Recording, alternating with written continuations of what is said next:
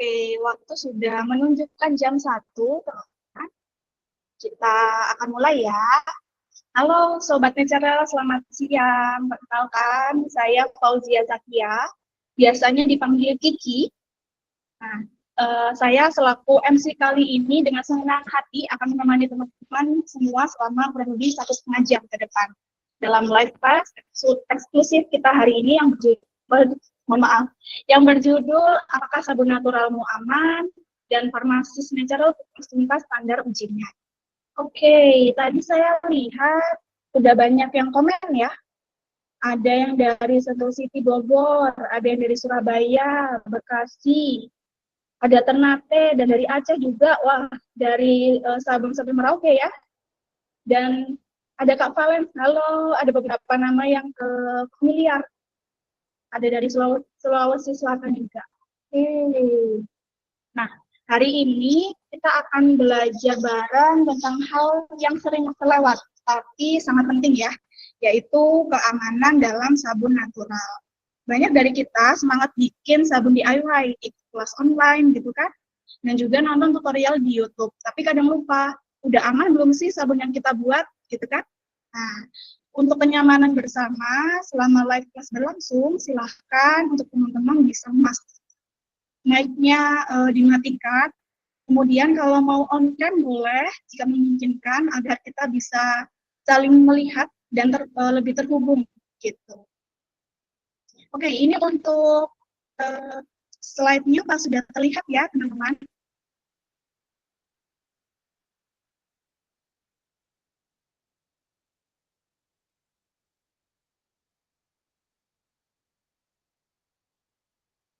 Oke. Nah, untuk menjawab rasa penasaran dan membongkar semua hal seputar standar dan pengujian sabun natural, kita punya narasumber yang luar biasa hari ini. Beliau adalah Mbak Nur Azizia. Nah, untuk Mbak Nur Azizia ini kerap kami panggil dengan Mbak Zia ya.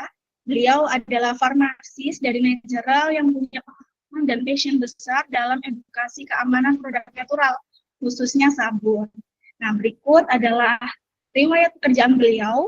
Sebelumnya beliau pernah bekerja di apotek Bu Haji Dau, cabang Surabaya, kemudian menjadi owner dari apotek 99 Farma Malang gitu. Kemudian sudah sejak lama juga beliau sangat tertarik dan antusias dalam dunia kosmetik.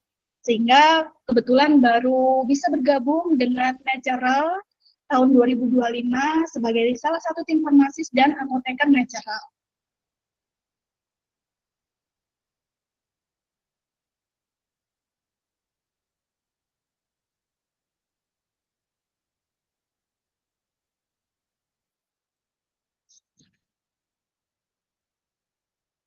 Oke, kita lanjut. Nah, tanpa menunggu berlama-lama lagi gitu ya, sekarang kita akan menyapa Mbak Zia. Mbak Zia sudah bergabung.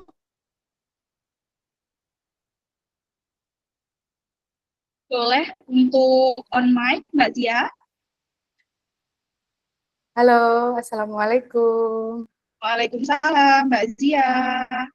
Bagaimana kabarnya Mbak Ya, Zia? Alhamdulillah baik sekali. Sangat bersemangat hari ini karena mau webinar ya. Kalau Mbak Zia mau on cam, belum kelihatan nih wajahnya Mbak Zia tuh kayak gimana sih? Ya, ya. Oke, silakan ya Mbak Zia sambil menunggu Mbak Zia Oke, on cam. saya mulai Mungkin ya. buat teman-teman semua, silahkan siapkan catatan, kopi atau tehnya, dan kalau ada pertanyaan yang muncul selama materi berlangsung, boleh langsung ditulis di kolom chat ya, karena nanti akan ada sesi Q&A di akhir acara yang akan dijawab langsung oleh Mbak Zia. Oke, tanpa berlama-lama lagi, yuk langsung kita masuk, kita simak materi dari Mbak Zia. Untuk Mbak Zia, tempat dan waktu kami persilahkan. Ya. Saya coba stop sharing dulu ya. Oke, silakan dilanjut Mbak Zia untuk slide-nya.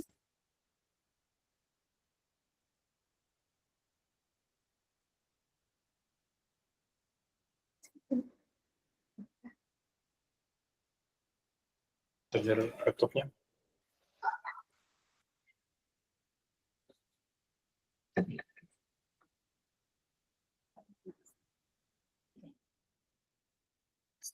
Ya, Assalamualaikum warahmatullahi wabarakatuh. Selamat siang semuanya. Terima kasih sebelumnya sudah bergabung ya di live class eksklusif hari ini Nesral ya dengan judul Apakah Sabun Naturalmu Aman?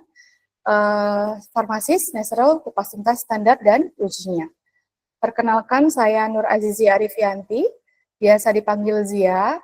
Saya farmasis dari Nesral. Hari ini antusias sekali ya bisa berbagi pengetahuan penting ini dengan teman-teman, ibu atau ada rekan sejawat juga yang menonton ya. Baik, saya mulai ya.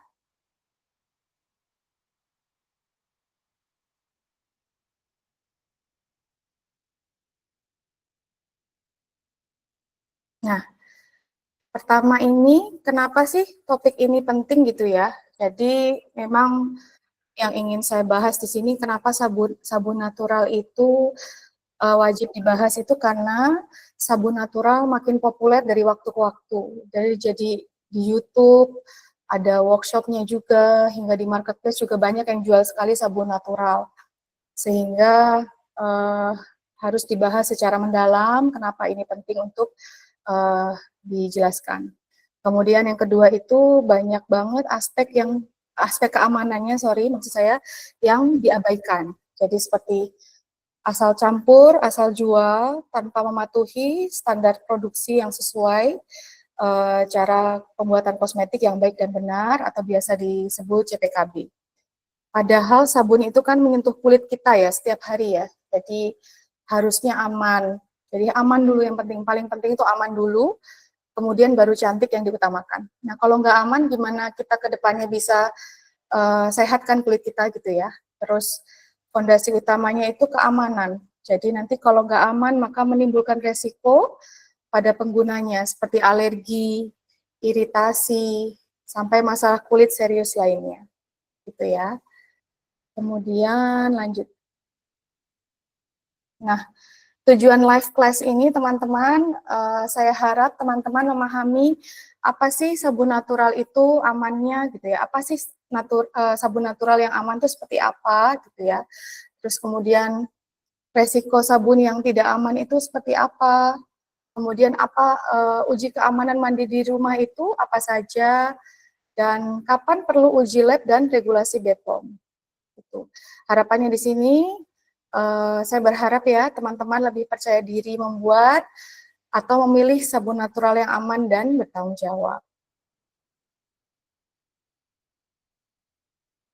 Nah, selanjutnya, yang sekarang mau tanya sama teman-teman sekalian di sini, pernah nggak merasa kulitnya kering, perih, atau gatal setelah pakai sabun natural? Coba bisa diketik di kolom chatnya. Pernah nggak? Kalau pernah itu buat sendiri atau beli merek sabun, mungkin nggak usah disebutkan mereknya ya, cuman beli atau buat sendiri. Coba mau tahu saya, apa pernah?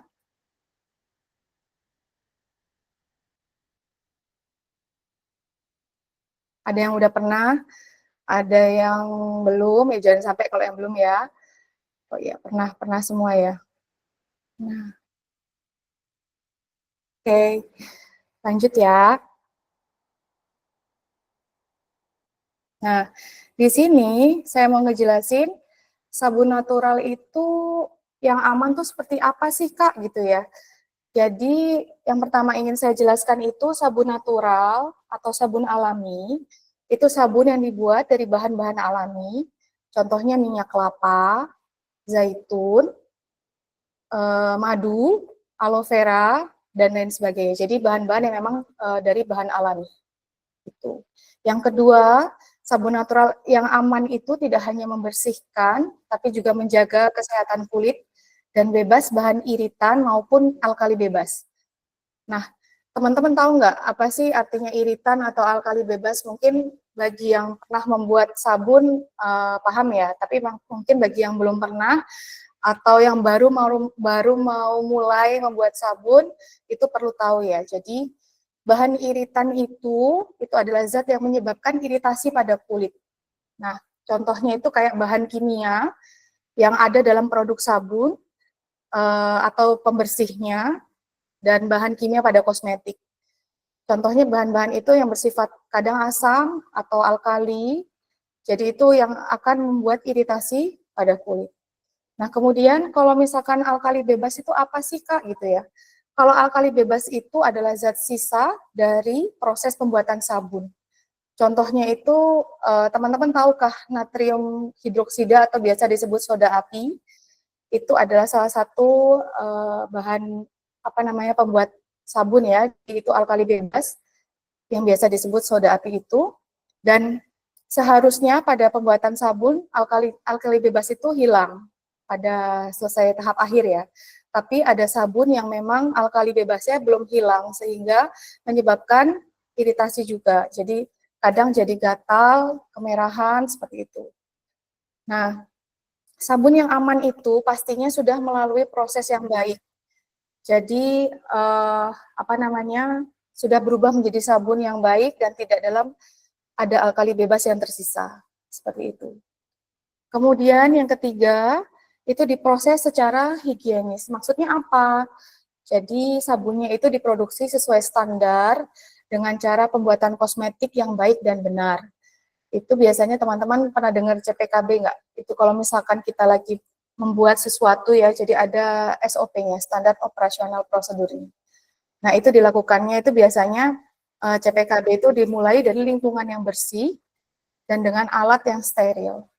Serta pekerjanya yang pembuat sabunnya itu memakai APD atau alat pelindung diri yang sesuai standar seperti masker, sarung tangan, pakaian kerja yang bersih yang khusus memang untuk membuat produksi gitu ya.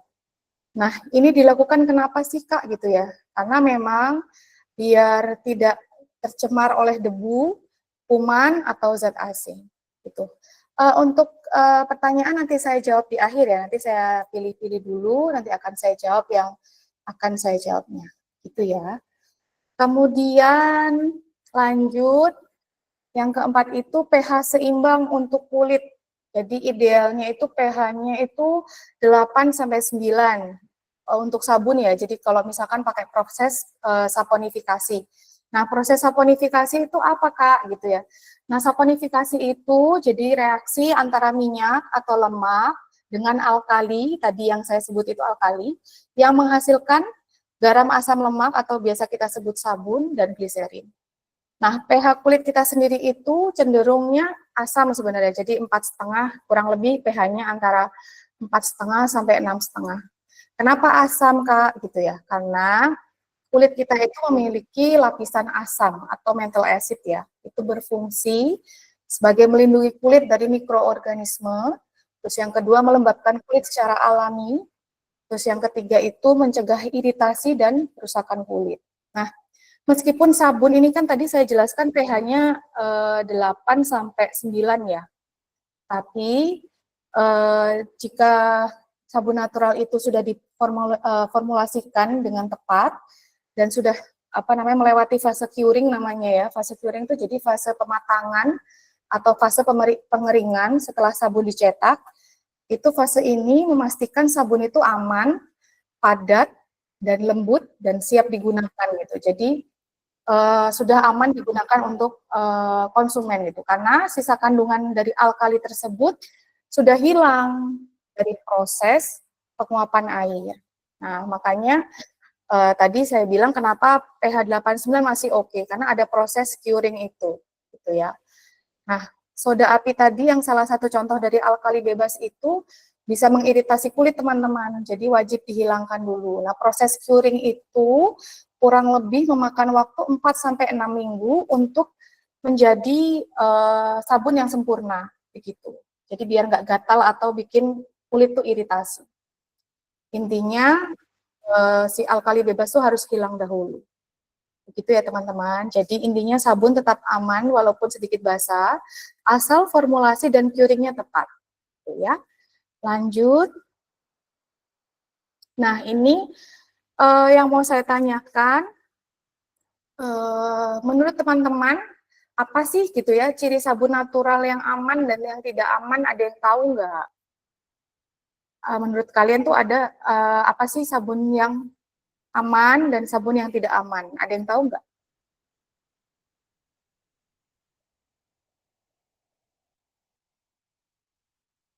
Oke, aku lanjut dulu aja ya. Nah, ini di sini adalah sabun aman yang secara farmasi. Yang pertama, tidak mengandung alkali bebas. Itu jadi intinya zat sisa proses pembuatan sabun itu namanya alkali bebas. Contoh tadi seperti soda api itu nggak boleh ada alkali bebasnya ya di sabun yang sudah istilahnya mau dipasarkan atau mau dipakai oleh konsumen, itu tidak boleh mengandung alkali bebas. Yang kedua, tidak panas dan tidak perih di kulit. Jadi misalkan ada terasa seperti panas atau perih di kulit, bisa jadi ada alkali bebas atau ada iritan yang mengiritasi kulit. Gitu. Yang ketiga, teksturnya stabil dan tidak mudah rusak.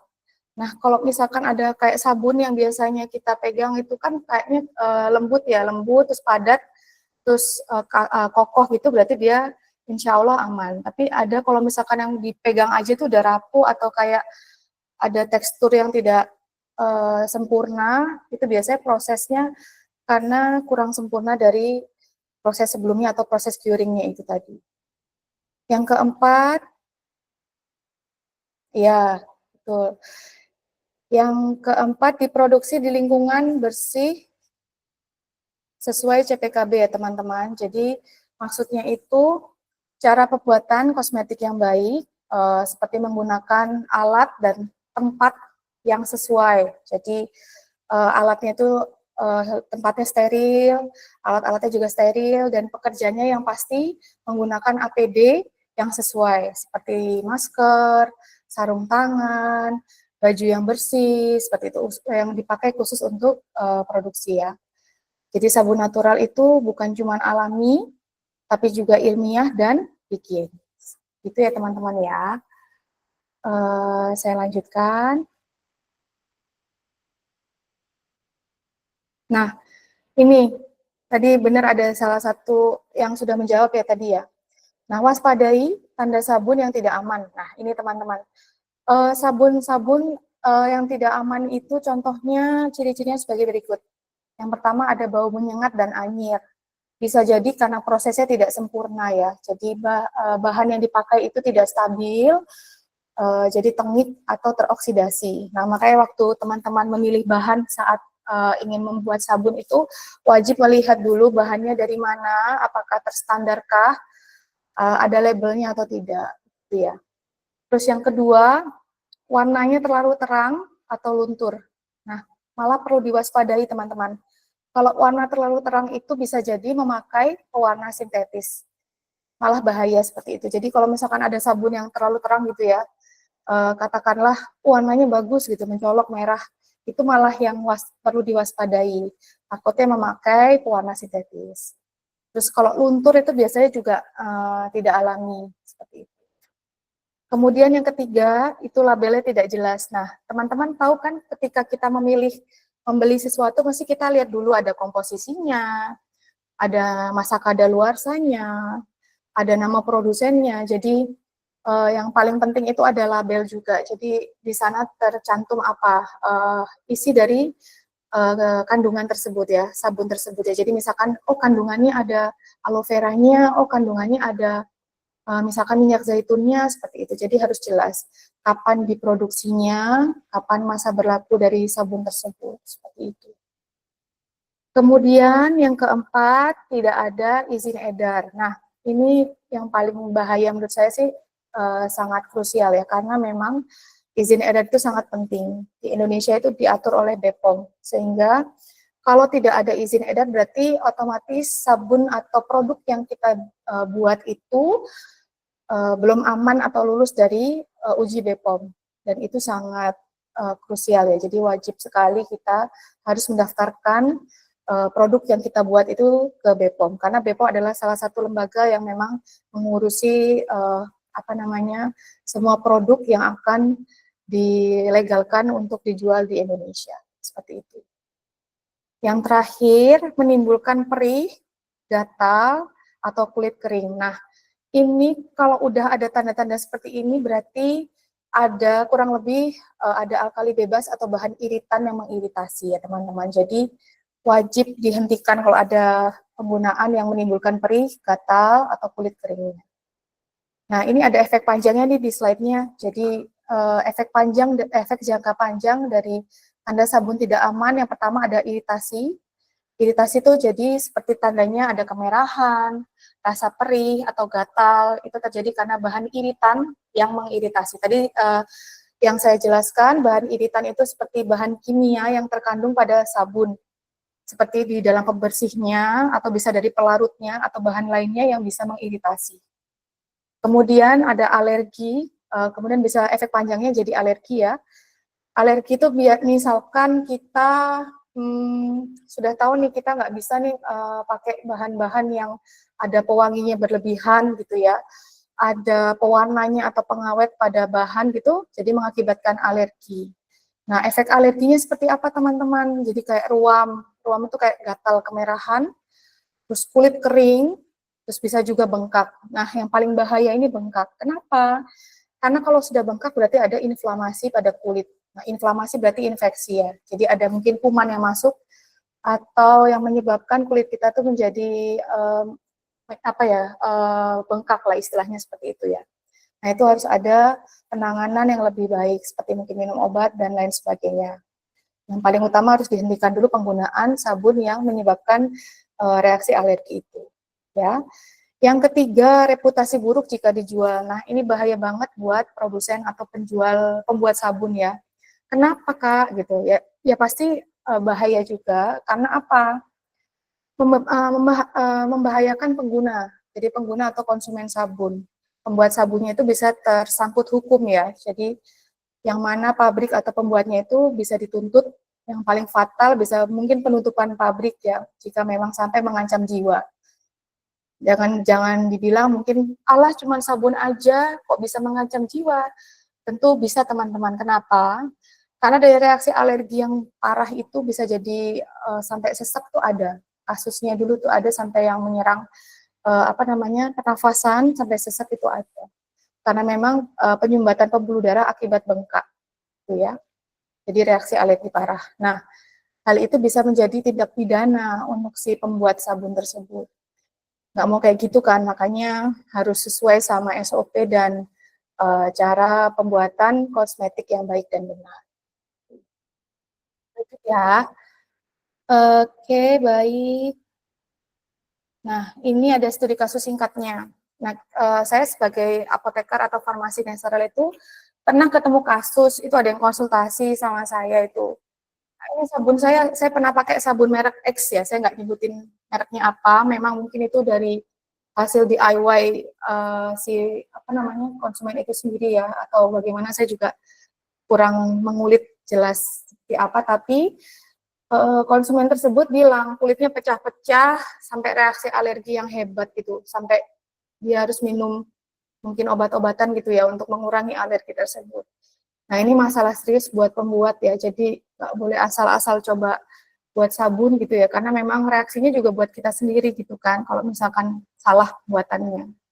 seperti itu. Jadinya juga akhirnya trust isu kepada pengguna.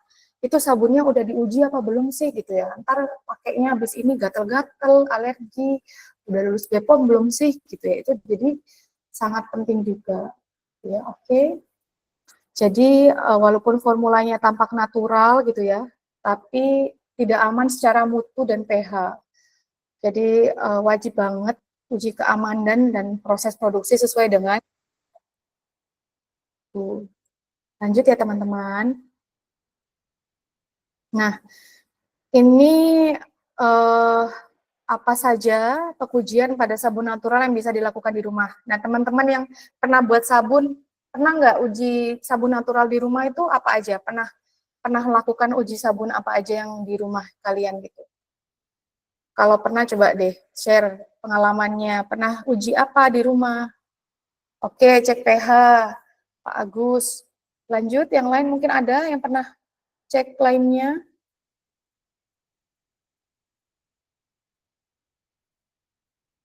Ada lagi nggak? Oh, organoleptik ya. Oke, Kak Alivi. Terus pakai kertas pH, iya. Bisa. Oke, pH aja. pH aja ya Kak Isna ya. Oke, kita lanjut ya. Jadi, nah ini yang bisa diuji sendiri di rumah.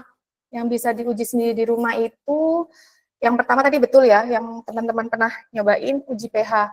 Uji pH itu sangat mudah sekali, mudah didapat juga, ekonomis juga. Jadi kalau misalkan buat pembuat pemula, juga gampang banget caranya ngetesnya pakai uji pH.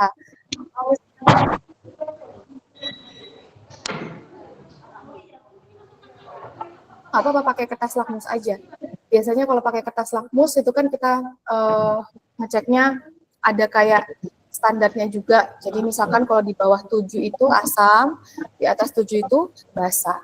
Dan mudah didapat banget kalau kertas lakmus itu ya, bisa beli di toko alat kesehatan atau misalkan seperti toko bahan kimia itu juga biasanya menjual. Nah, keuntungannya itu tadi sudah saya jelaskan ya, ada ekonomis dan mudah didapat. Ada yang udah tahu belum caranya penggunaan kertas lakmus? Oh, wes. Bisa loh.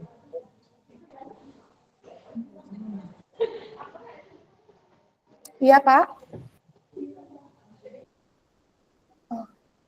Oke, baik. Saya lanjutkan ya.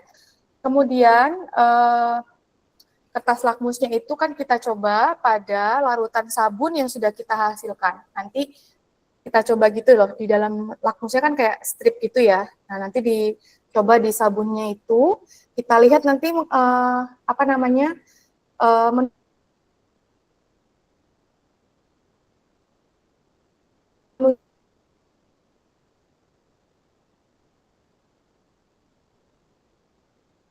menuju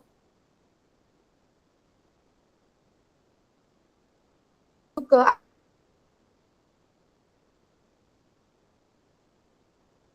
angka berapa dia. Nah, kalau misalkan dia di atas 7, kalau oke. Nah, tadi sudah saya jelaskan caranya ya. Dari pH itu nanti menunjukkan ada warna dari kertas lakmus tersebut. Nanti kita bisa cocokkan dengan apa namanya kayak acuan skala pH. Nanti kita dapat di situ juga.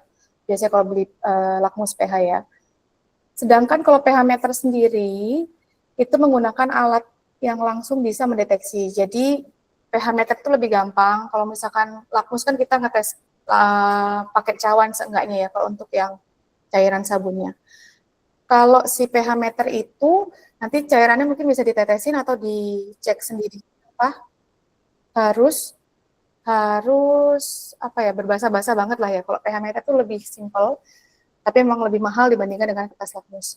Nah, dari pH meter langsung kelihatan nanti pH-nya berapa seperti itu. Nah, di sini udah dijelasin ya di PPT ya. Kalau misalkan idealnya sabun itu pH-nya 8 sampai 9. Itu ya. Oke, kita lanjut. Yang kedua ada tes yang bisa dikerjakan di rumah adalah patch test. Nah, patch test itu kalau misalkan bahasa Indonesianya adalah tes tempel atau oles lah istilahnya ya.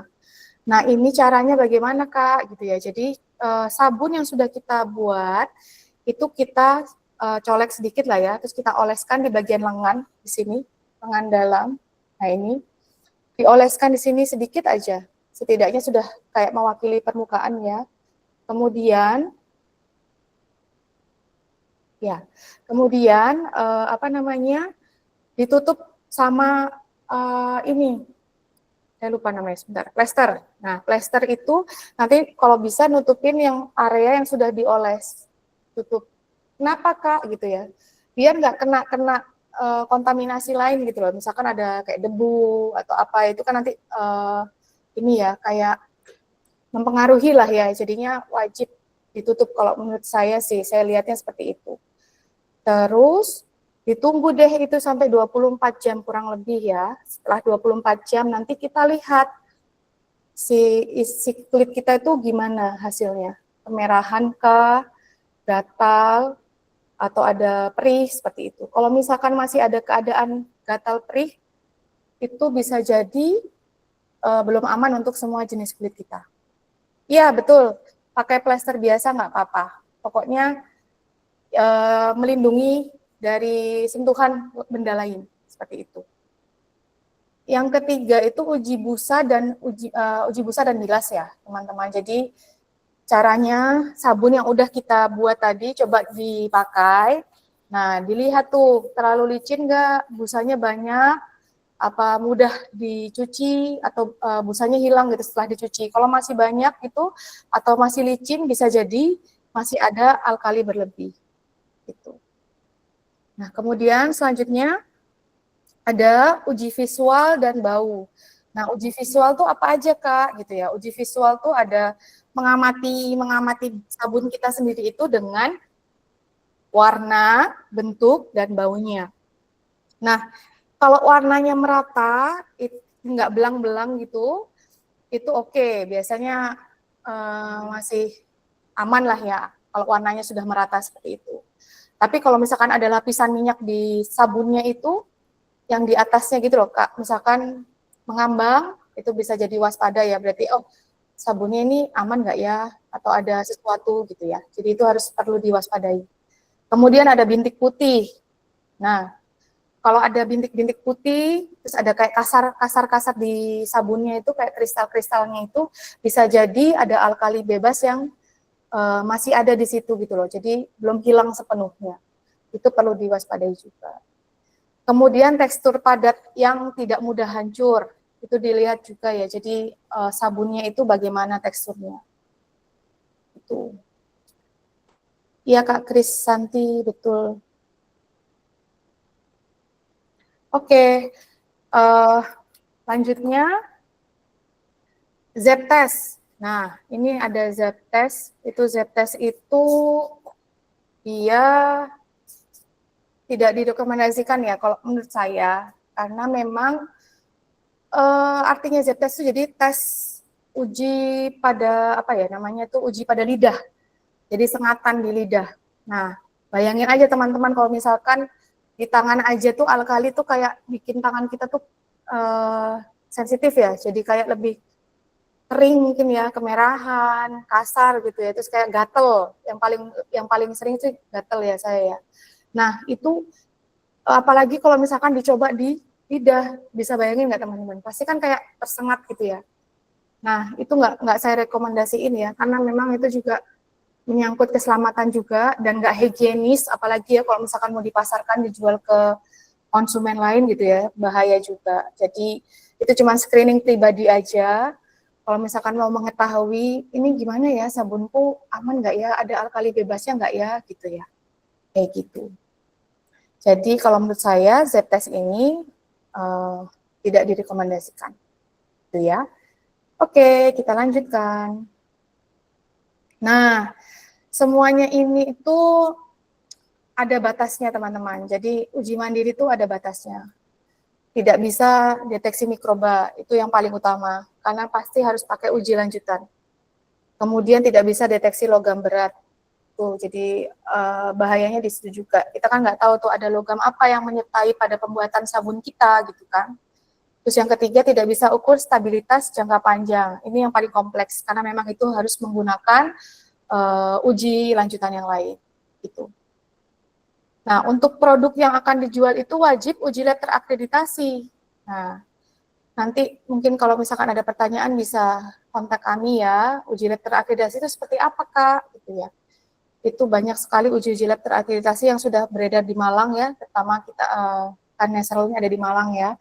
Jadi kita juga sudah bekerja sama dengan beberapa uji lab terakreditasi yang bisa mendeteksi mikroba, logam berat, terus cek stabilitasnya sabun tersebut, begitu ya.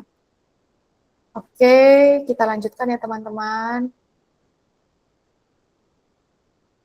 Nah, kenapa nih uji lab dan BPOM itu kenapa penting gitu ya?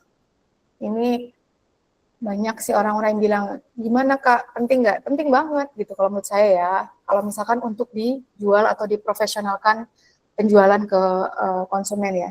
Yang pertama ada uji pH. Nah, uji pH itu kan pasti tadi udah sebelumnya sudah pernah ya, kalau misalkan teman-teman yang buat sabun udah pernah pakai tadi kertas lakmus itu. Tapi kalau misalkan di lab yang berbayar atau misalkan yang sudah teruji itu mereka lebih jelas dan pastinya terukurnya lebih akurat ya uji pH-nya gitu. Dan mereka pasti akan menghasilkan sesuai atau tidak dan baik atau tidak untuk dipasarkan. Yang kedua, uji mikrobiologi. Nah, uji mikrobiologi itu untuk memastikan sabun kita ini terkontaminasi bakteri atau jamur atau tidak.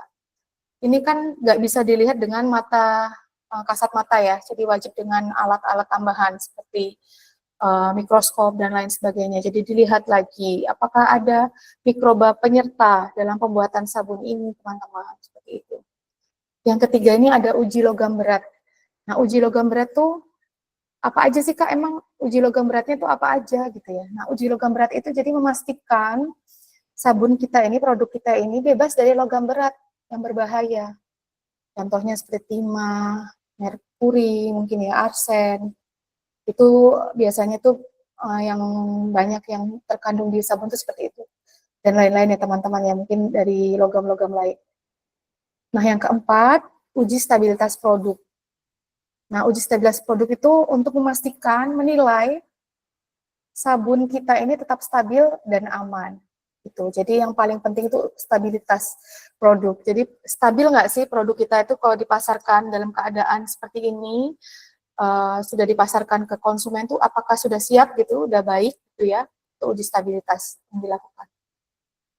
Oke, jadi untuk legalitas tuh wajib BPOM juga dan memang untuk meningkatkan kepercayaan konsumen. Jadi konsumen tuh yakin bahwa sabun-sabun yang kita jual, sabun-sabun yang kita produksi itu sudah melewati uji BPOM gitu ya. Oke, lanjut dulu ya. Nah, ini pertanyaan ini. Yang tadi teman-teman tadi teman-teman sudah pernah uji mungkin ada yang punya produksi sabun sendiri ya atau bagaimana, pernah nggak melihat sabun natural yang teman-teman buat atau beli punya label yang lengkap? Jadi intinya ada isinya itu seperti komposisinya, sabunnya itu terdiri dari apa saja, terbuat dari apa saja, terus ada tanggal pembuatannya, terus ada masa penyimpanan atau masa pakai atau expired date ya, terus ada nama produsennya. Itu ada nggak teman-teman di sabun yang pernah kalian beli gitu?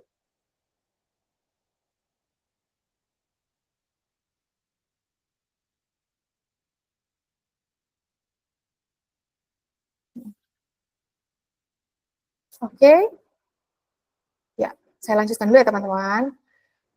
Nah, berikut pahami CPKB dan proses notifikasi.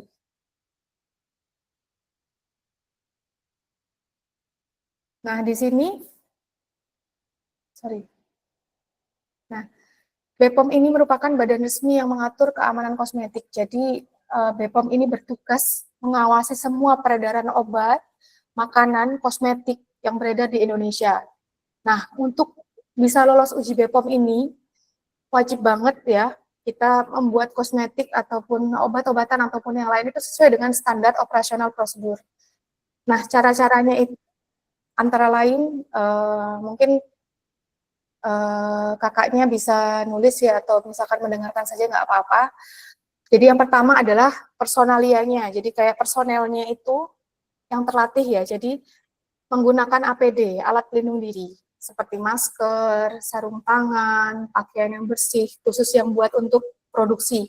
Jadi nggak boleh tuh pakaian tuh dicampur sama yang buat pergi, yang buat mungkin keluar rumah atau bagaimana, itu memang wajib khusus untuk produksi gitu ya teman-teman ya. Yang kedua, bangunan fasilitas yang memenuhi syarat. Jadi kalau misalkan mau dibuat lebih profesional gitu ya, memang ada khusus ruangan tersendiri itu yang untuk produksi dari sabun tersebut. Jadi ruangan-ruangannya terstandar, tersekat dengan baik. Itu banyak syarat-syaratnya di CPKB ya. Kemudian yang ketiga, itu peralatannya bersih dan steril, itu jelas utama banget. Karena memang untuk menghindari mikroba, debu, dan lain sebagainya itu harus wajib steril. Seperti timbangan, mixernya, terus apa namanya, cetakannya, wadahnya, seperti itu ya teman-teman. Terus kemudian ada hygiene ya, jadi higienitasnya juga untuk mencegah mikroba dan kontaminasi. Nah, caranya gimana Kak? Jadi setiap kali mau melakukan apa namanya produksi, itu harus dilihat dulu peralatan produksinya, ruang produksinya, terus permukaan meja-meja kerjanya itu sudah bersih apa belum? Karena kalau misalkan bersih aja itu nggak cukup, jadi harus steril. Jadi caranya misalkan dibersihkan pakai sebelum memulai produksi, disemprot oleh alkohol mungkin ya, seperti itu. Tujuannya buat apa gitu ya? Untuk mengurangi organisme yang nantinya akan berpengaruh pada proses pembuatan sabun tersebut gitu ya. Apalagi mencegah kontaminasi silang.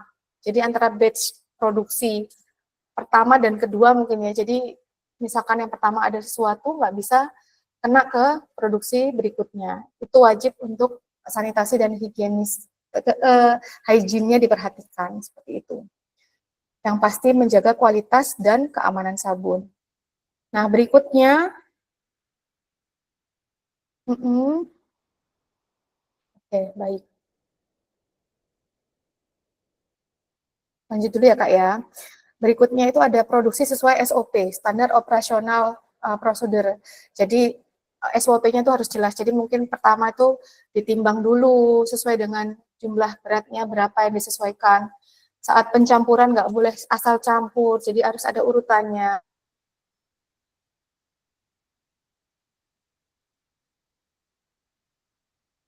Nah, mungkin pertama dicampurkan dengan yang pertama kemudian dicampurkan dengan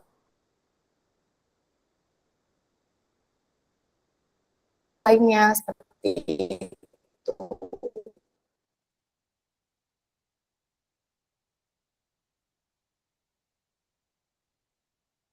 Nah, nggak boleh asal campur deh, teman-teman.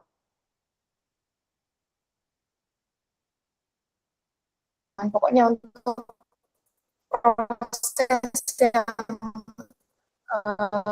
untuk dipasarkan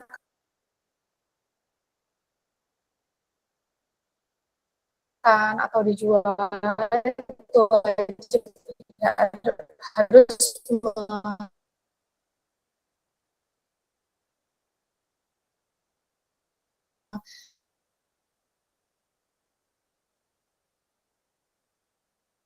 mengikuti standar operasional kerja. Kemudian, nah, tadi terakhir saya menjelaskan SOP ya. Nah, setelah SOP itu adanya pengawasan mutu pada bahan baku yang sesuai standar. Jadi pengawasan mutunya dicek dulu teman-teman. Jadi nggak boleh asal-asal aja. Jadi misalkan harus ada terstandarisasi gitu ya pengawasan mutunya yang sesuai dengan bahan baku. Kemudian dokumentasi. Nah, ini penting teman-teman, dokumentasi. Jadi setiap apa yang langkah kita lakukan itu harus dicatat secara lengkap. Jadi kemarin produksi ini batch sekian gitu ya. Jadi langkahnya apa saja itu produksi wajib untuk didokumentasi. Sorry, maksud saya seperti itu. Jadi harus lengkap dan akurat untuk melihat nanti di masa depan kita bisa lihat lagi. Oh, dulu pembuatannya seperti ini, sudah benar apa tidak, seperti itu ya. Kemudian ketika sudah nanti dipasarkan, diedarkan, lolos BPOM misalnya, nanti ada keluhan atau penarikan produk, kalau misalkan suatu saat terjadi masalah, itu kita wajib untuk dicatat ya, karena itu keluhan dari konsumen itu wajib banget. Seperti itu. Oke, baik. Jadi produk yang dijual tanpa notifikasi dari BPOM itu ilegal. Jadi ada resikonya. Jadi nggak aman, nggak boleh lah untuk yang digunakan untuk konsumen penjualan itu tidak boleh, tidak baik ya teman-teman. Oke, saya lanjut lagi. Nah, di sini udah sampai sini aja ya. Kesimpulannya, jadi yang saya bisa sampaikan di sini tuh sabun natural aman tuh nggak hanya cantik tampilannya teman-teman ya, nggak jangan selalu dilihat dari cantik tampilannya, karena kan itu bagus, lucu, bentuknya begini gitu ya. Jadi ada bentuk vlog lah, ada bentuk apa gitu. Tapi dilihat lagi teman-teman, bahannya itu alami tidak, pertama itu. Kalau untuk yang natural ya. Yang kedua, formulasinya sudah tepat apa belum. Terus yang higienitasannya itu dipertanyakan, sudah higienis apa belum, sudah mematuhi standar BPOM atau belum, seperti itu. Yang ketiga, ada uji mutu yang akurat. Nah, kalau belum ada uji, gimana kita mau percaya ya? Apalagi untuk pemakaian sendiri itu kan juga nggak boleh coba-coba. Takutnya nanti ada efek-efek samping yang tidak diinginkan, seperti alergi, terus iritasi. Nah, bahaya juga nanti bisa jadi seperti eksim gitu ya. Dermatitis yang yang sampai parah seperti itu ya, itu juga bahaya. Intinya nggak boleh ikut-ikutan kalau mau buat sabun, karena itu buat diri kita dan orang lain sendiri, jadi nggak boleh ikut-ikutan. Jadi harus tanggung jawab setiap proses yang kita bangun, karena memang sabun itu perlu sekali proses pendampingan dari awal pembuatan sampai tahap akhir. Itu wajib kita catat semua dalam dokumentasi agar kita bisa lakukan uji yang sesuai ya, yang diinginkan oleh BPOM. Apakah lulus uji BPOM-nya atau tidak, itu sangat penting sekali proses alur pembuatan.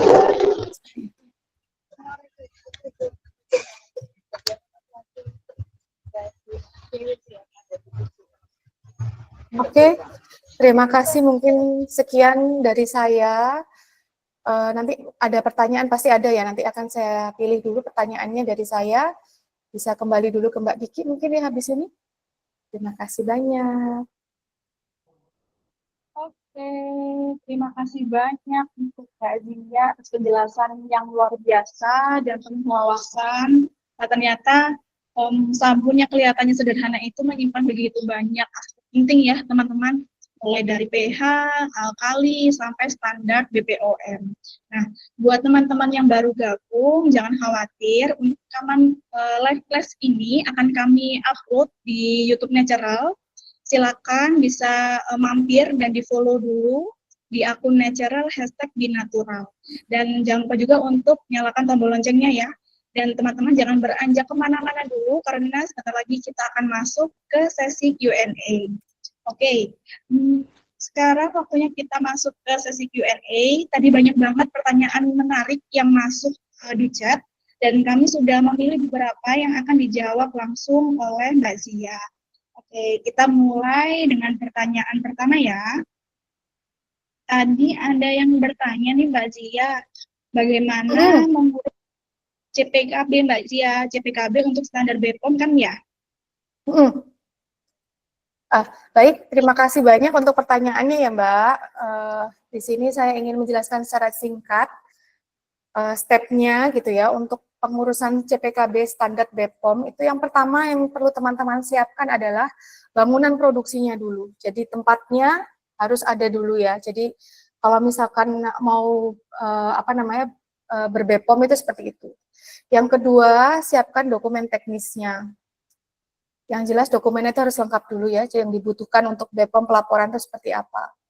Yang ketiga, siapkan personel teknisnya. Jadi ada personelnya memang untuk yang produksi, seperti itu ya. Untuk yang dokumentasi, mungkin ada yang packing, itu harus sesuai personelnya juga. Terus yang keempat, pengajuan ke BPOM. Nah, setelah diajukan nanti akan diaudit oleh BPOM, nanti hasilnya seperti apa, itu kita harus mengikuti alurnya, jadi bertahap, tidak langsung dalam beberapa bulan tuh langsung selesai, itu tidak. Jadi BPOM akan menindaklanjuti apakah semuanya stepnya sudah dilakukan dengan benar. Seperti itu. Nah, stepnya nggak sampai situ aja, karena akan ada persiapan dokumen yang perlu dilakukan, dan prosesnya itu cukup kompleks. Namun untuk live class ini, kami nggak membahasnya secara detail ya teman-teman. Semoga kedepannya ada live class lagi yang bisa membahas tentang CPKB yang lebih kompleks. Itu ya Mbak Kiki. Baik, Mbak Zia. Ini tadi ada yang komen, Mbak Zia, suaranya putus. Mungkin tidak terdengar jelas ya? Boleh dibantu komen kah? Semuanya memang menerimanya putus-putus atau mungkin hanya orang-orang tertentu? Kalau semisal tidak semua peserta, mungkin bisa jadi yang tadi merasa putus-putus di rumahnya lagi susah, bukan susah sinyal, maksudnya sinyalnya lagi kurang baik gitu ya. Mungkin bisa berpindah posisi, silakan. Oke, kita lanjut untuk pertanyaan kedua ya Mbak Zia. Tadi sudah ada yang tanya, apakah ada perbedaannya pH sabun natural cold process yang baru jadi dengan selesai masa curing? Jadi sebelum selesai curing dan setelah selesai masa curing, seperti itu Mbak Zia.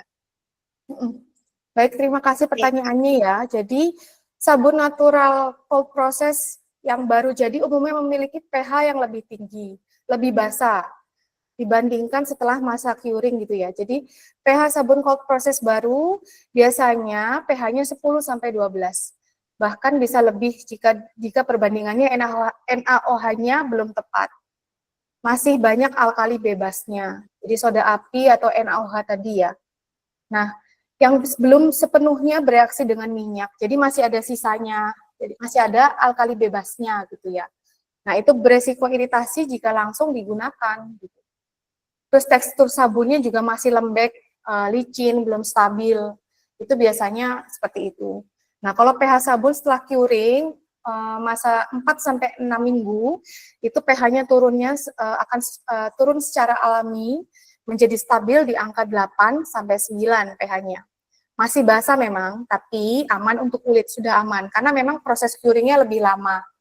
Nah, setelah reaksi saponifikasi selesai, itu tidak ada alkali bebas. Terus sabunnya itu menjadi padat sempurna, kemudian aman diuji dan digunakan.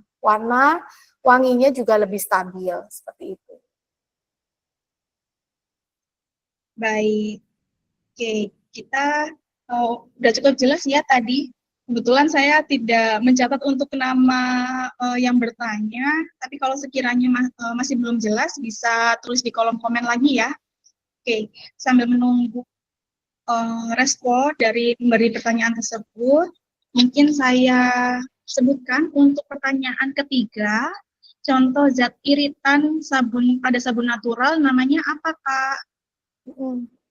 Baik, terima kasih pertanyaannya juga. Jadi zat iritan pada sabun natural itu contohnya bisa kayak parfum nih Kak.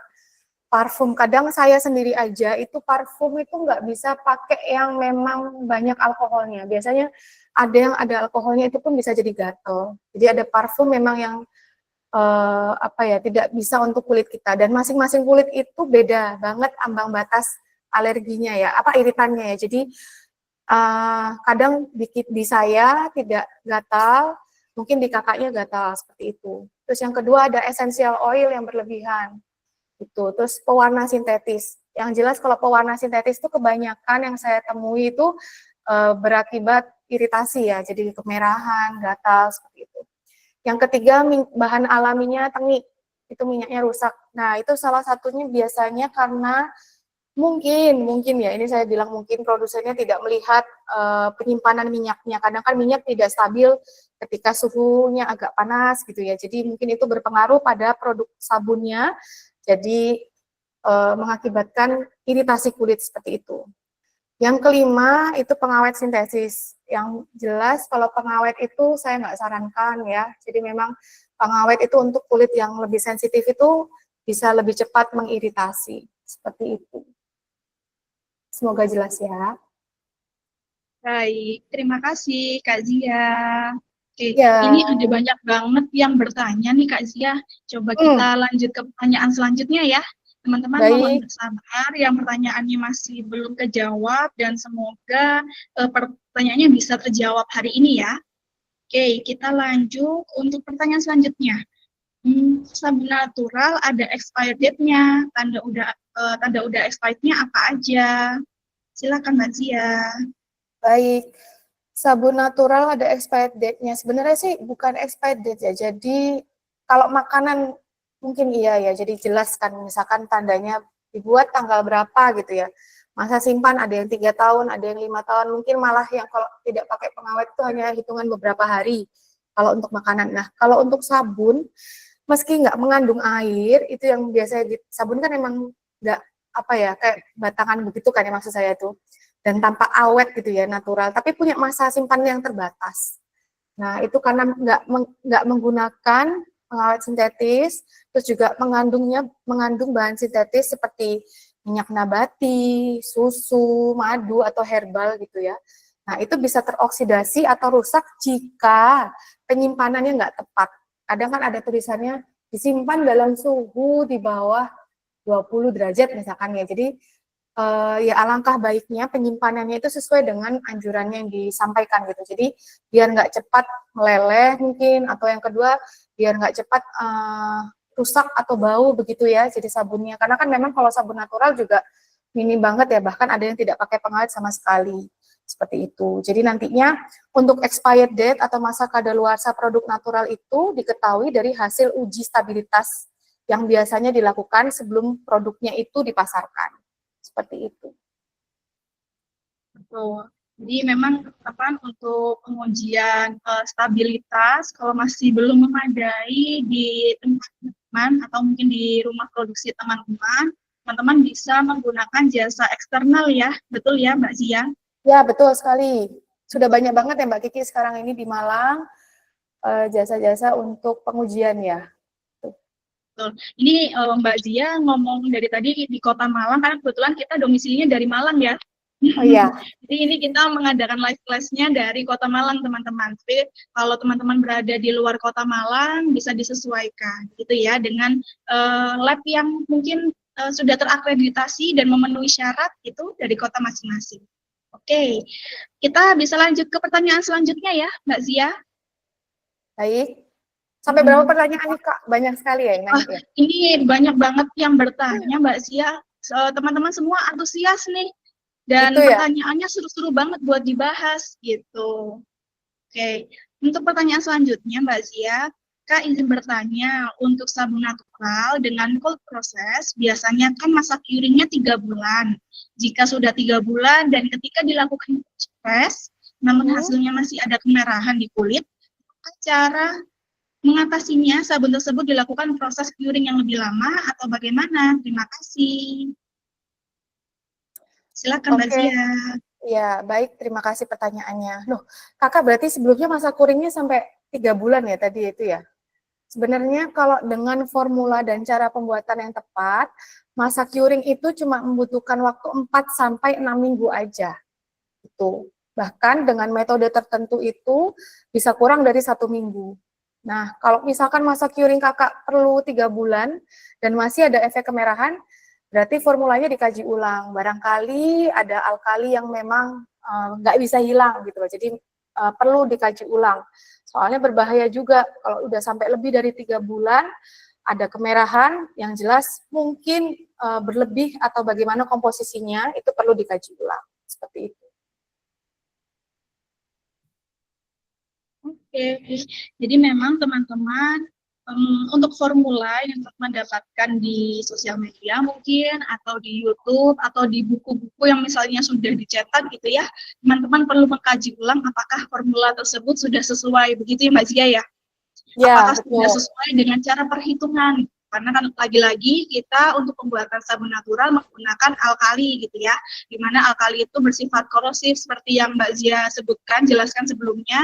Kalau terkena kulit dia bisa sampai melepuh gitu ya, atau mungkin sampai perlu cari bantuan medis gitu. Jadi pastikan untuk dari formulanya itu sudah benar dulu teman-teman, baru diproduksi gitu. Oke, ini pertanyaan selanjutnya Mbak Zia. Ya. Untuk pewangi yang aman itu yang seperti apa ya?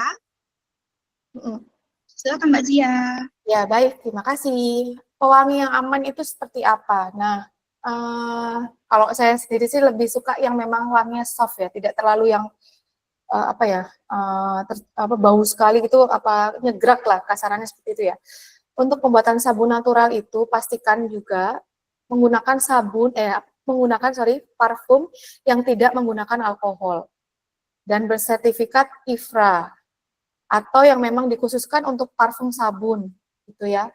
Karena kalau teman-teman pakai parfum yang mengandung alkohol, itu proses pembuatan sabunnya itu akan terganggu. Karena kan alkohol kan menguap ya dia, biasanya akan pengaruhnya itu ke pembuatan sabunnya itu biasanya terganggu dan prosesnya menjadi lebih lama atau bahkan menjadi bentuknya juga kurang bagus lah seperti itu. Baik, oke.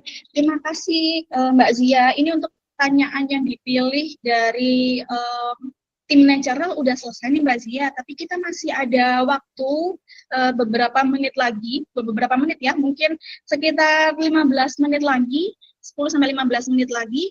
Sekiranya Mbak Zia mau memilih langsung dari kolom chat, silahkan ya, nanti bisa langsung dibacakan pertanyaannya, kemudian langsung dijawab.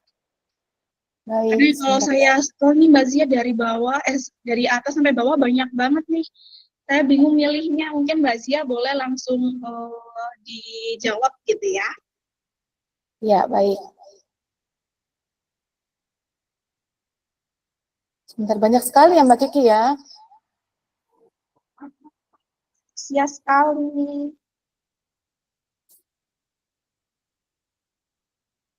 Oke, mungkin ini Mbak Zia, saya nemu pertanyaan. Apakah dalam pengurusan CPKB dan BPOM harus dengan apoteker yang bertanggung jawab ya? Kalau misalnya sarjana dari lulusan terkait saja, seperti teknik kimia gitu, kira-kira bisa nggak ya, Kak? Oke, terima kasih ya pertanyaannya. Nah, ini tuh sebenarnya juga masalah teknis itu berhubungan sama izin, itu juga penting banget. Jadi memang kalau teknik kimia itu kan saya kurang paham ya di jurusan teknik kimia itu seperti apa, apakah ada izinnya atau tidak. Yang jelas kalau apoteker itu berkewajiban untuk mengatur jalannya cara produksi dengan baik dan benar. Nah, apoteker juga memiliki kewenangan dalam melihat cara-cara SOP standar operasional prosedur yang sesuai untuk BPOM seperti itu. Kalau untuk teknik kimia sepertinya saya kurang tahu ya Kak, tapi kebanyakan untuk kayak izin seperti ini memang menggunakan izin dari apoteker seperti itu. Betul, jadi mungkin tambahan Mbak Dia untuk tempat produksi yang tipe B itu biasanya bisa untuk kefarmasian teman-teman. Jadi menggunakan kefarmasian gitu, yang bergelar kefarmasian. Kalau semisal tempat atau pabrik yang tipe A itu biasanya memang butuh apoteker. Seperti itu kan Mbak Dia ya? Ya, betul. Dan Natural ini sudah tipe A, tipe pabriknya gitu. Jadi memang kita bekerja sama dengan apoteker. Salah satunya adalah Mbak Zia. Jadi memang untuk tim farmasis dan apoteker di Natural ada beberapa orang ya. Salah satunya Mbak Zia dan satu lagi ada Mbak Tamalaka. Gitu. Oke, mungkin adakah pertanyaan lain yang memikat hati Mbak Zia untuk dijawab? Boleh loh. Apa ya? Bentar. Ini dari Kak Monica tadi ya, ada Kak Boleh, Monica. silakan. Ya, yang pertama kalau mau jualan sabun lebih baik sertifikasi halal dulu atau sertifikasi BPOM. Yang jelas kalau sudah ber-BPOM pasti insya Allah halal, karena memang BPOM itu juga menstandarnya itu ada kehalalan produksi dan memang ada zat yang digunakan di sana itu mengandung apa. Mungkin kayak dia salah satu standarnya itu mungkin yang harus bahan-bahannya mengandung kehalalan seperti itu BPOM. Jadi memang keduanya berjalan dengan seirama, jadi halal dan pasti BPOM seperti itu. Yang kedua, kalau homemade apakah juga perlu CPKB? hal apa saja yang akan diperiksa kalau produksi sabunnya homemade. Nah, kalau homemade itu kan biasanya ini ya, ada kayak izin rumah tangga, tapi kalau untuk dijual ke kalangan luar itu wajib CPKB. Kalau untuk digunakan sendiri mungkin masih trial and error, it's okay, nggak apa-apa, karena tangan kita sendiri yang merasakannya ya. Tapi kalau untuk kalangan luar dijual ke lebih ke arah profesional itu wajib untuk CPKB yang di apa namanya di melewati BPOM seperti itu. CPKB yang sesuai BPOM maksud saya seperti itu. Yang ketiga, uji mandiri dan uji lanjutan di lab. Kalau untuk sabun cair, apakah sama dengan sabun padat? Kurang lebih sepertinya sama, tapi kalau misalkan sabun padat itu kan juga nanti akan melewati fase-fase seperti sabun cair juga. Jadi mungkin kurang lebih sama seperti uji labnya, seperti itu. Uji mandirinya, iya, sama Kak. Terima kasih. Oke, silakan. Razia boleh dilanjut. Kalau ada pertanyaan yang sekiranya memikat mata gitu, boleh langsung dibacakan lagi. Baik. Ini pertanyaan teman-teman yang lain juga mengantri nih. Saya coba bantu juga ya untuk carikan yang sekiranya memang bisa dibahas mengenai CPKB dari rumah gitu ya, setelah rumah.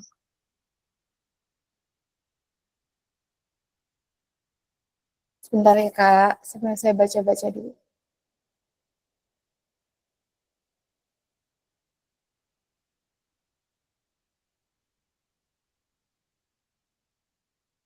Nah, dari Kak Maria ya, Kak Maria Almahira.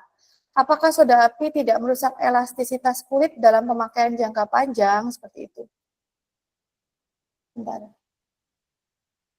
Ya, kalau misalkan yang tadi saya sampaikan itu soda api itu kan alkali bebas ya, jadi kita berharap setiap proses itu alkali bebasnya hilang. Jadi memang dari proses fase curing itu berharap memang si soda apinya hilang, minimalisir itu agar untuk pemakaian ke kulit itu lebih aman dan tidak terjadi iritasi.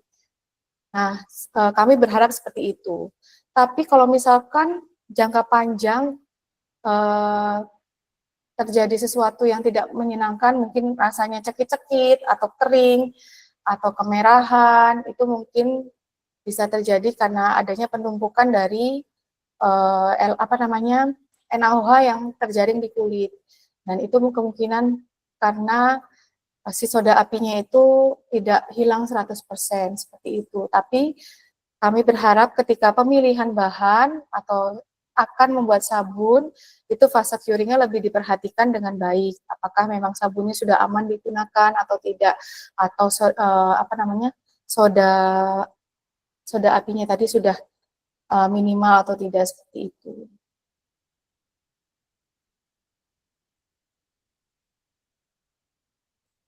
Baik, saya lanjutkan ya.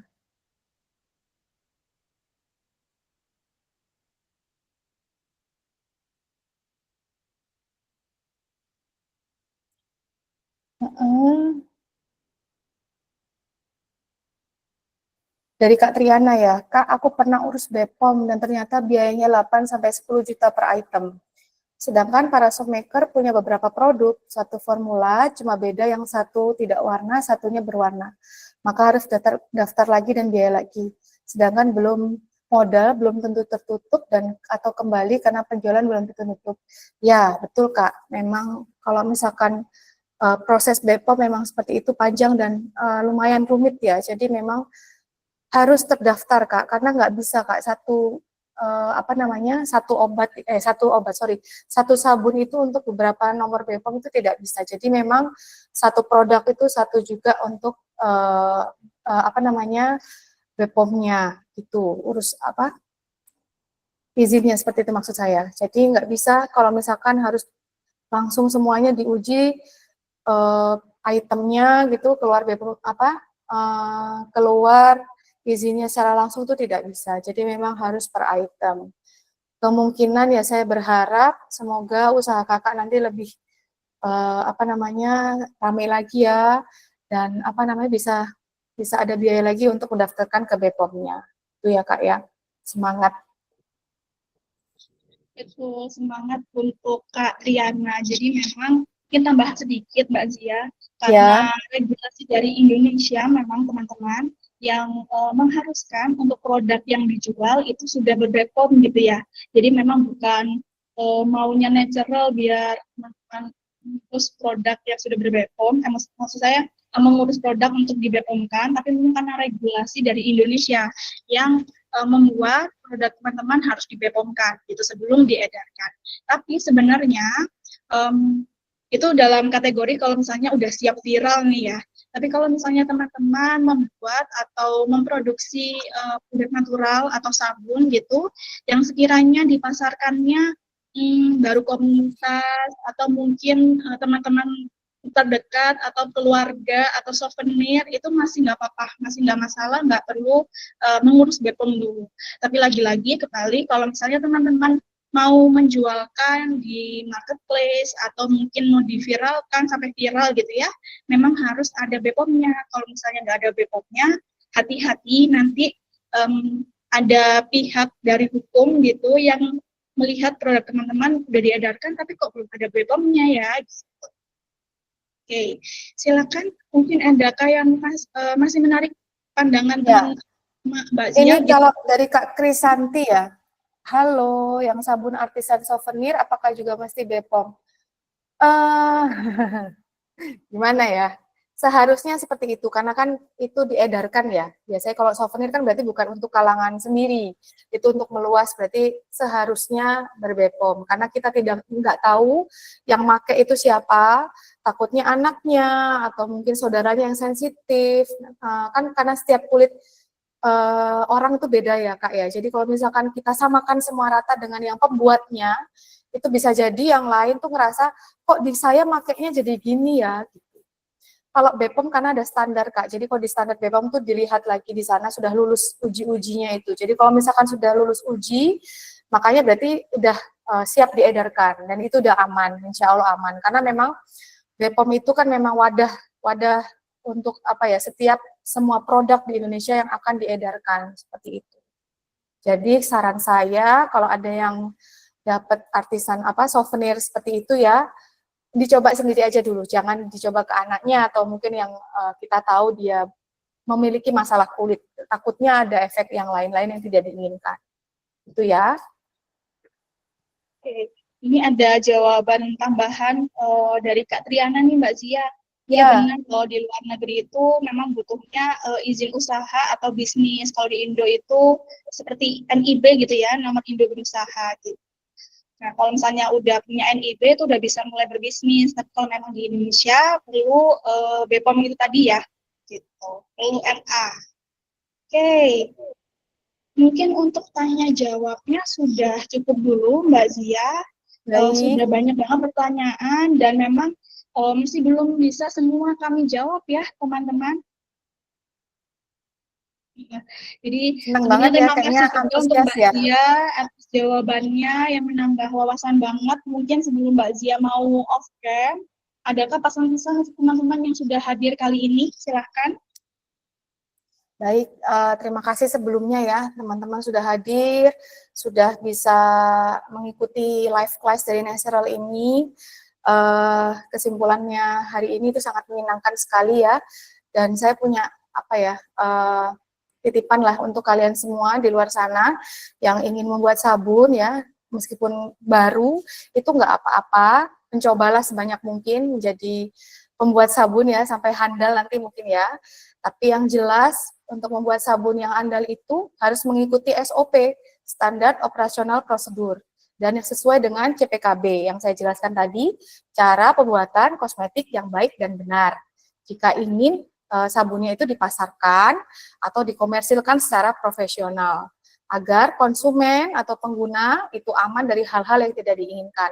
Karena kita nggak tahu nasib kita ke depannya. Mungkin saat ini kita membuat sabun dan diedarkan itu aman-aman aja, oke. Oh, sampai saat ini semuanya oke, nggak ada masalah, saya nggak usah BPOM, misalkan seperti itu. Tapi kita nggak tahu suatu saat nanti ketika kita menjual produk kita lebih luas lagi, mungkin ya, yang tadi seperti orang lain yang bilang, ah saya pengen nyoba sabunnya si A gitu ya. Ketika sampai di sana ternyata kulitnya melepuh atau mungkin jadi alergi ya, jadi sampai bengkak mungkin ya, sampai akhirnya dia masuk rumah sakit. Nah, itu bahaya karena uh, suatu kejadian kesialan itu kita nggak tahu kapan dan terjadi pada siapa itu kita nggak tahu. Jadi kita berharap yang terbaik dan usahakan kalau kita melakukan yang terbaik untuk orang lain pasti kita akan mendapatkan hasil yang terbaik. Itu aja sih Mbak Kiki dari saya. Terima kasih banyak ya teman-teman semua. Baik, terima kasih banyak untuk Mbak Zia sudah meluangkan waktu untuk memberikan ilmu yang bermanfaat banget ya untuk teman-teman semua. Semoga ilmunya juga bermanfaat untuk teman-teman semua. Silahkan kalau semisal Mbak Zia mau off-cam gitu ya. Nah, teman-teman jangan keluar dulu ya, karena ada pembahasan yang menarik nih setelah ini. Baik, terima kasih Mbak Kiki. Terima kasih teman-teman semua. Sehat selalu ya. Assalamualaikum. Ya, sehat selalu. Terima kasih. Oke, saya coba share screen.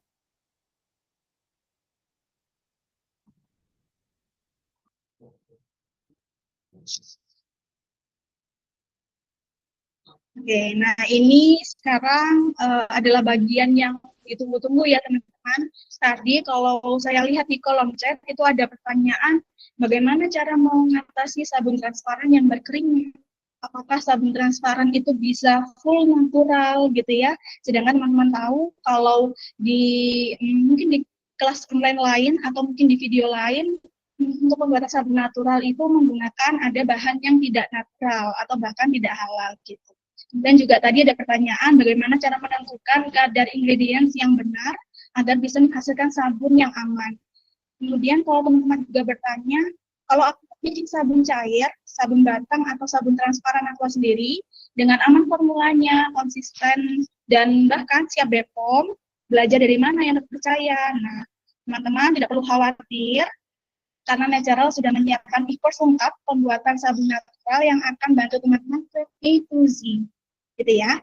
Dan juga teman-teman bisa mendapatkan penawaran khusus. Nah, apa aja sih yang didapatkan dari e-course itu? Yang pertama tentunya di e-course tersebut diajarkan oleh farmasis langsung ya, dan juga tim formulator Natural. Dan dalam e-course tersebut teman-teman mendapatkan 24 video dengan 3 video tutorial atau pembuatan dan juga video lainnya sebagai materinya gitu.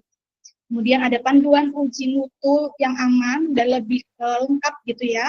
Kemudian ada bonus praktek CPKB skala rumahan, contoh label sesuai regulasi, dan langkah awal mengurus notifikasi BEP.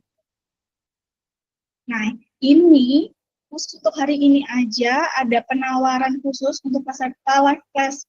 Jadi, Natural mengadakan e-course sabun natural dengan yang awalnya harga 500.000, tapi untuk hari ini aja dan khusus untuk peserta live class kami berikan diskon menjadi 199.000 aja. Dan jangan lupa untuk klaim vouchernya ya. Nah, kemudian setelah ini akan saya share untuk linknya. Jadi teman-teman tidak perlu, jangan keluar dulu dan akan saya share di kolom chat. Oke, sebelum saya tutup, mungkin kita akan mengadakan sesi foto dulu ya teman-teman. Jadi silahkan untuk teman-teman yang lain sekiranya mau on cam bisa on cam.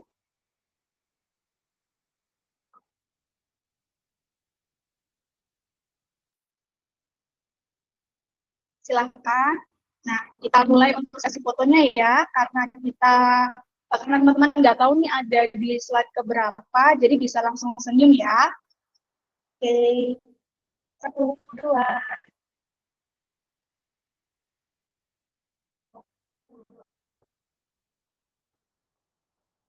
Oke, terima kasih.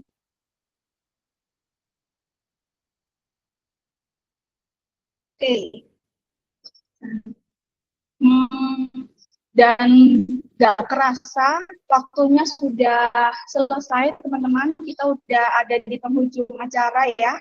Terima kasih banyak untuk semua peserta yang sudah bergabung hari ini dari awal sampai akhir. Semoga ilmu yang didapat bisa jadi bekal untuk menjadi pembuat sabun yang lebih paham lebih aman dan lebih bertanggung jawab meskipun di skala rumahan. Terakhir, kalau masih ada pertanyaan, jangan ragu untuk menghubungi kami via admin atau media sosial Natural ya. Sampai jumpa di e-course atau komunitas produk natural Natural. Tetap semangat, tetap aman, dan tetap natural. Dan selamat sore, sampai jumpa.